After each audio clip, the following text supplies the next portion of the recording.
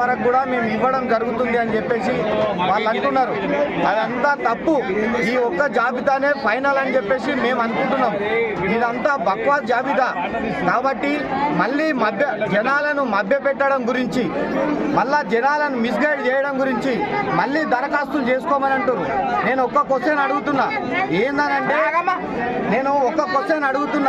ఏందనంటే ప్రజాపాలనలో దరఖాస్తులు చేసినటువంటి ఎక్కడ వెళ్ళినాయి, ఆన్లైన్లో దరఖాస్తు చేసుకున్నటువంటి ఎక్కడ పోయినాయి, మళ్ళీ ఇప్పుడు కొత్త ఎందుకు చేసుకోమంటారు?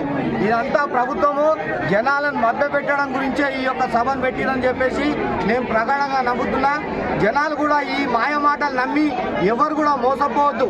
అందరు అనర్హులే ఉన్నారు, అనర్హుల వారికి అనర్హులు ఉన్నారని చెప్తే మాది మేము కొట్లాడాల్సిన పరిస్థితి ఈ గ్రామ సభ ద్వారా.